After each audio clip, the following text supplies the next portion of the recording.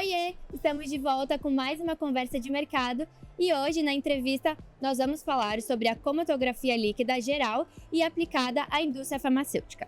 A cromatografia líquida ela é essencial na indústria farmacêutica, sendo uma técnica complexa, porém lógica, e prática quando aplicada corretamente.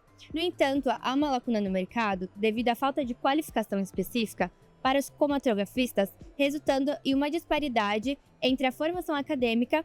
E para falar sobre o tema de hoje, a gente recebe aqui o Miller Rufino. Ele é especialista em cromatografia e fundador da Cromatografando. Seja bem-vindo, Miller. Oi, Juliana, tudo bem? Olá, pessoal, tudo bem? Bom, é isso. Trabalho com cromatografia já faz um tempão, né? Cromatografia líquida, que é uma técnica aí muito usada na indústria farmacêutica. E aí vamos falar um pouquinho sobre ela aí, conhecer esse universo, né? E como ela está inserida principalmente aí na indústria farmacêutica para o pessoal ir conhecendo e trabalhando com ela. Legal, Miller. Para a gente começar, qual que é a importância da cromatografia líquida na indústria farmacêutica? Hoje, a cromatografia líquida, ela é uma análise, tá? É um ensaio que é feito e ela é essencial na indústria farmacêutica. Por quê? Principalmente para controle de qualidade. Então, quando a gente tem um medicamento que a gente vê lá a concentração dele, fala, tem 500 miligramas de um ativo, normalmente ele é medido por cromatografia líquida. Sim. Isso é um uso principal, mas também é utilizado para validação de limpeza de equipamento, é utilizado para determinação da pureza da matéria-prima e outros N ensaios. Então a cromatografia está inserida, eu diria, fundamentalmente aí na indústria farmacêutica hoje. Qualquer indústria farmacêutica tem, no mínimo, um cromatógrafo ou é necessário contratar esse serviço de análise através da cromatografia. Sim, legal. E quais são os principais desafios enfrentados por cromatografistas na aplicação prática desta técnica? Nossa, eu acho que esse é o maior problema aí que quem quer trabalhar num laboratório de indústria farmacêutica acaba encontrando, né? No dia a dia. Por quê? A gente tem uma disparidade muito grande entre o que a universidade ensina ou cursos técnicos do que realmente acontece no laboratório no dia a dia. Então eu diria que hoje a formação acadêmica, independente de qual seja, porque a cromatografia ela tem a sua pincelada ali, principalmente nos cursos de química, farmácia, biologia, engenharia, então é bem ampla a utilização, então sempre a gente tem esse contato na universidade. Sim. Mas é um contato. E aí quando a pessoa sai, se forma e decide trabalhar nesse universo, ela encontra uma lacuna do que ela viu ou ouviu na universidade, porque realmente ela tem que fazer ali no dia a dia. Então a gente tem essa deficiência do que a gente chama de cromatografia teórica para aquela prática que a gente usa no dia a dia, né? Então, legal. E como a falta de qualificação específica em cromatografistas, ela impacta na indústria farmacêutica? A falta da formação desse cromatografista, ou diria de informação para ele trabalhar, qual que é o maior problema? Nós estamos falando de equipamento de alto custo até, tá? Relativamente de alto custo. E como eu comentei já no início, o equipamento estando parado, ele necessita de uma manutenção muito específica e o equipamento parado não produz a análise, não traz o resultado, a gente impacta ali tudo que está relacionado com aquela análise cromatográfica. Então, o cromatografista bem treinado, ele consegue ser autônomo, ter segurança, trabalhar bem no dia a dia. Agora, se você tem dúvida naquilo que você faz, você não sabe operar de forma completa o equipamento, você não dá vazão, você traz problemas, você impacta ali negativamente, principalmente em questão de tempo, todo o processo envolvido aí com a cromatografia. E como eu falei, ela está inserida em setores fundamentais, ela é usada para liberação das coisas, então ela é uma ferramenta essencial. E se a gente não sabe usar a ferramenta, vai dar problema.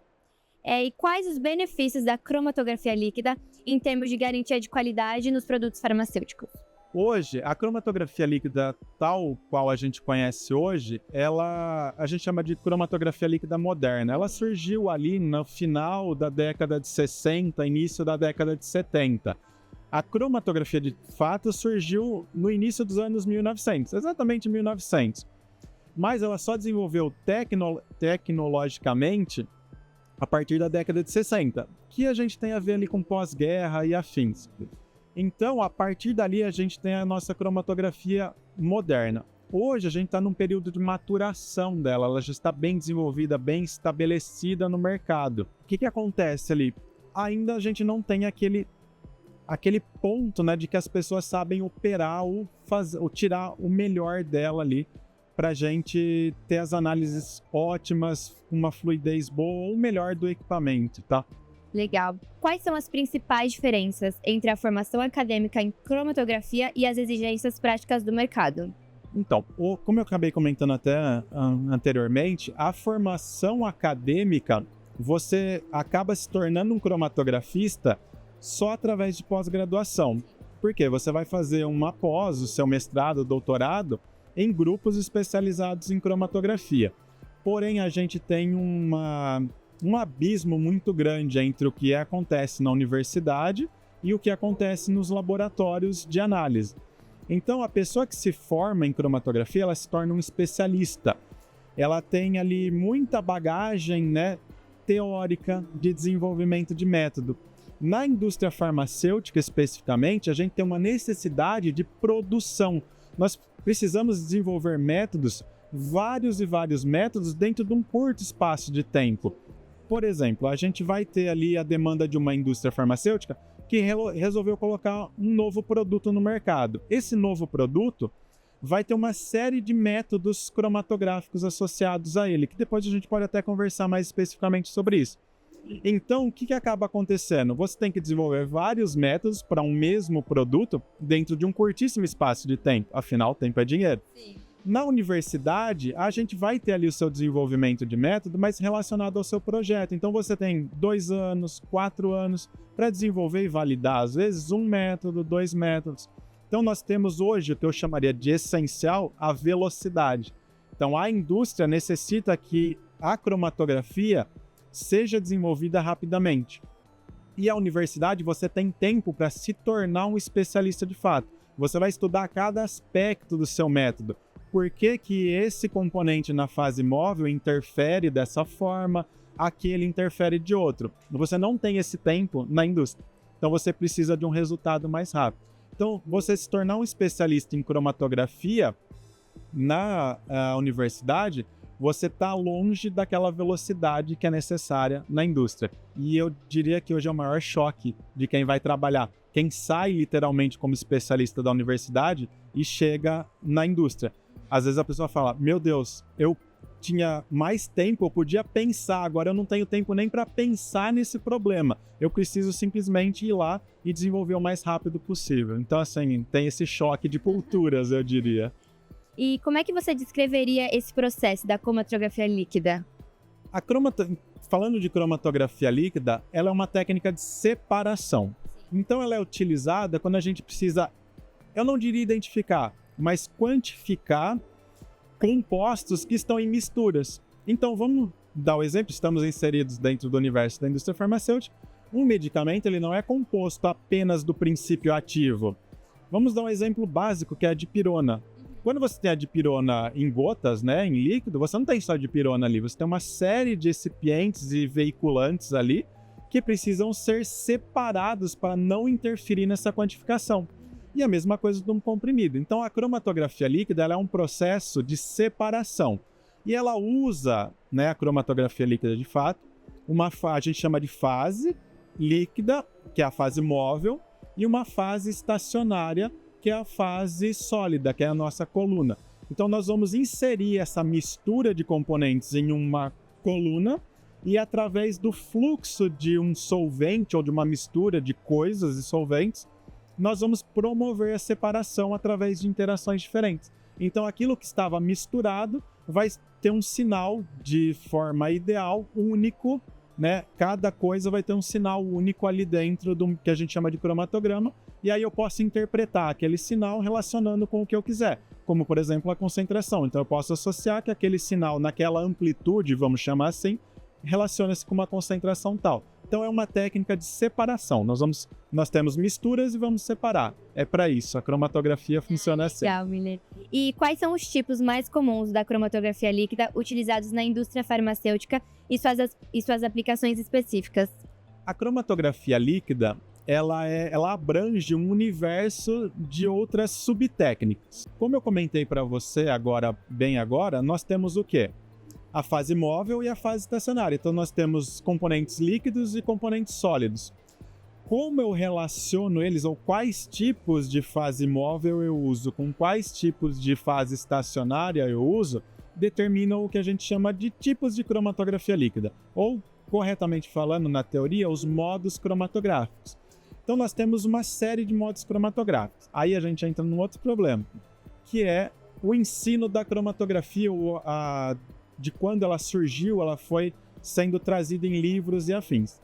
Eu sou muito da escola do Snyder, que foi o precursor da cromatografia líquida moderna. Ele classifica a cromatografia líquida em alguns grupos. Outros autores classificam em mais grupos. Mas basicamente falando aí, então para não ficar estendendo sobre todos eles, na indústria farmacêutica, disparado, nós temos a aplicação da cromatografia em fase reversa. Logo em seguida, a gente vai ter aí uma briga entre os modos de fase normal, que é o modo precursor, o mais antigo.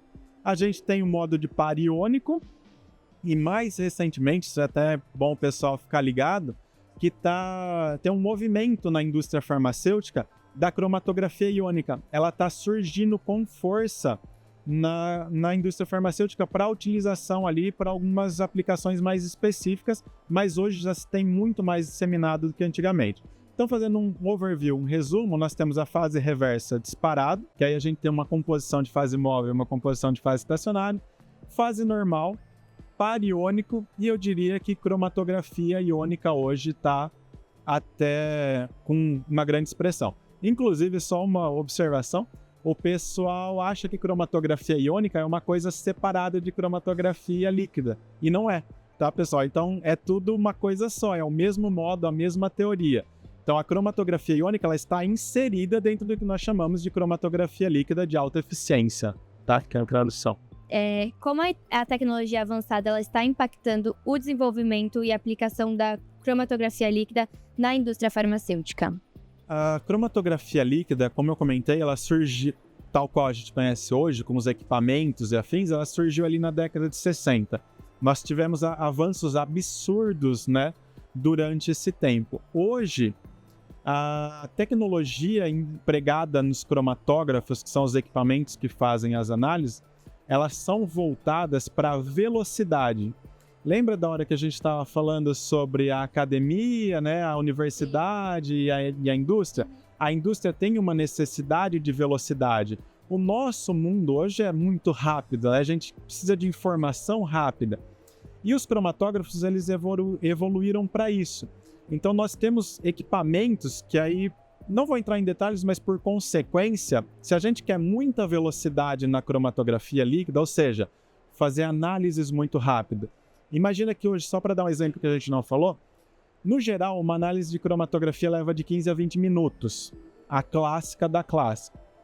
Nós temos métodos hoje que demoram 1 minuto, menos de 1 minuto, dependendo do que se faz, e separam-se vários compostos ali. Então imagina, quantas análises você consegue fazer com um método de 1 minuto em relação a um método de 20 minutos. E consequentemente, isso acaba trazendo o que a gente chama de aumento de pressão para o sistema. Eu não comentei, mas a cromatografia líquida, a HPLC, na verdade, é a abreviação do nome em inglês, que é High Performance Liquid Chromatography. Mas certos autores ou até divulgação traz como High Pressure. Por quê? Porque trabalha com alta pressão. A análise é feita sobre altíssima pressão. Para exemplo, tem análise que chega a 60 vezes a nossa pressão atmosférica. Tem análise que é 1000 vezes a pressão atmosférica. Então é muita pressão, mas não tem risco de explodir nada. Então, quanto mais velocidade a gente precisa, por consequência, a pressão aumenta. Só que se eu tenho muita pressão, o equipamento tem que ter materiais compatíveis para suportar isso, tá?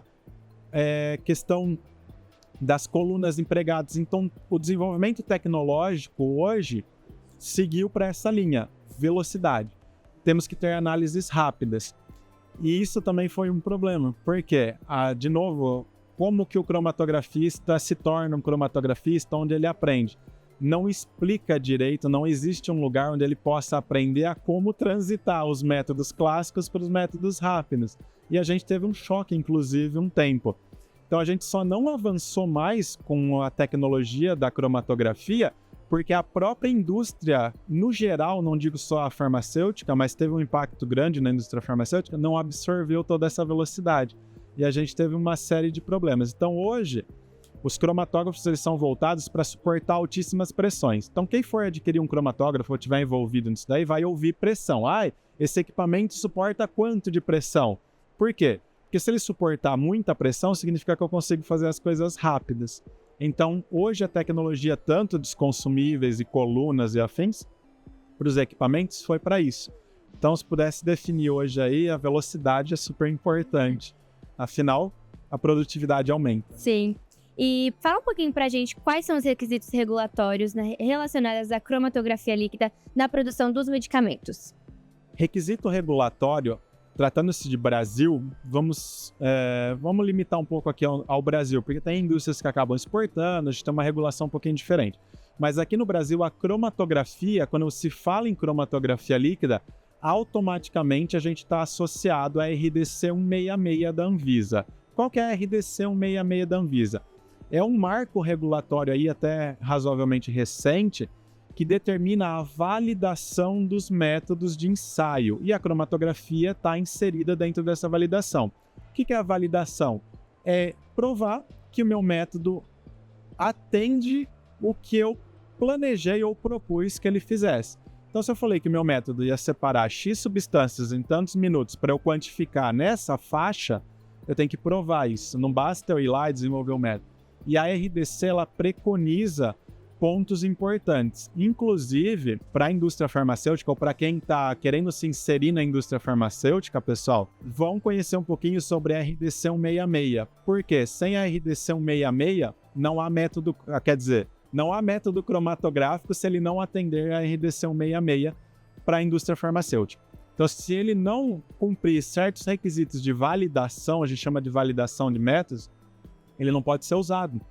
Então, o cromatografista hoje, ele precisa entender como executar um ensaio de, exemplo, linearidade, seletividade, robustez, que são figuras, ou a gente chama de figuras de mérito de validação, que são necessários, são uma série de testes e ensaios que o método é executado, ele é posto à prova, literalmente, para ver se ele atende.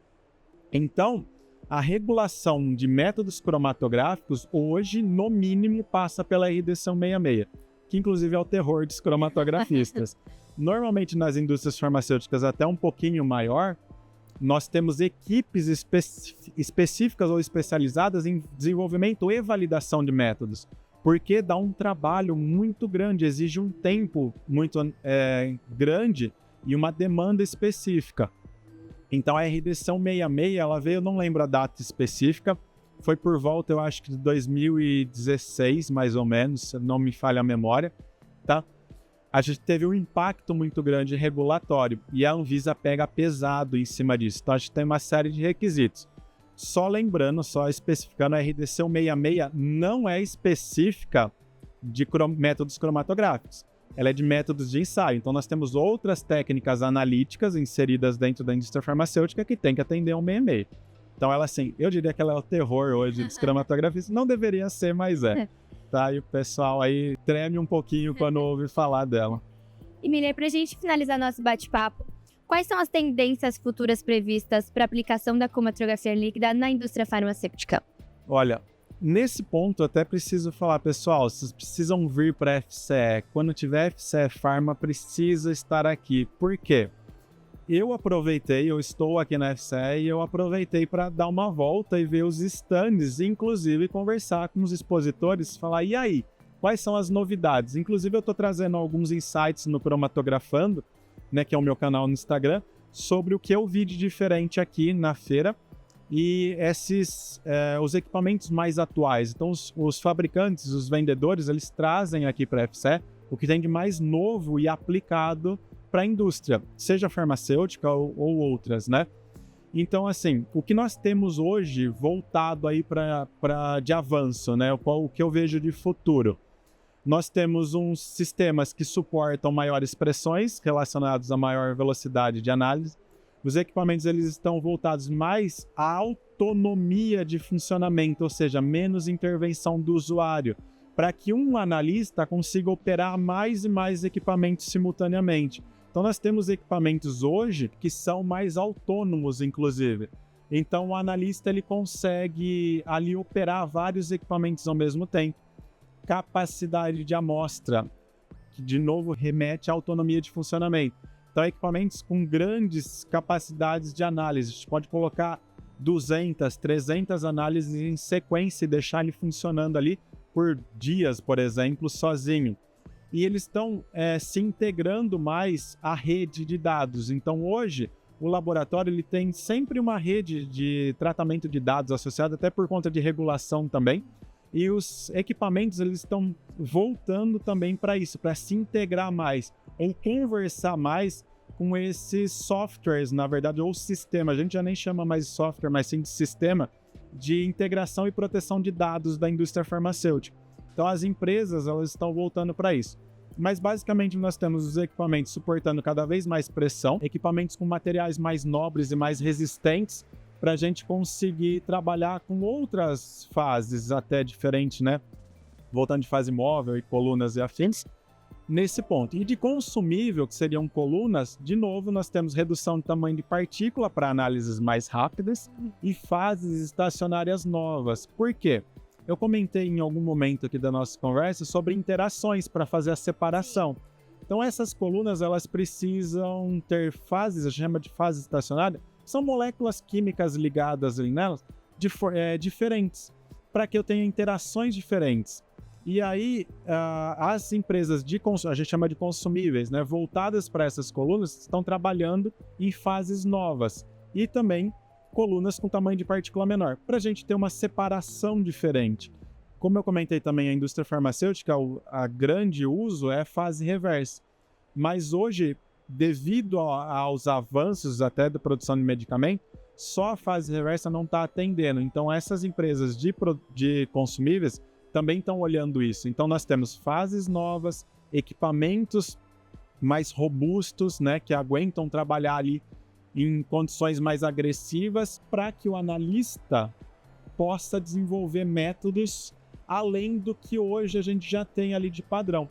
Então, a gente volta de novo no começo da nossa conversa de que ainda tem essa diferença entre universidade e indústria, e quem for seguir na carreira de cromatografista precisa estar atento aí à sua formação, procurar cursos, conhecer mais sobre a teoria, para entender como usar essas ferramentas, porque, de novo, não adianta nada a indústria de base para análise, vou chamar assim, que seriam as que produzem equipamentos e consumíveis, desenvolverem novos produtos e a pessoa não souber usar.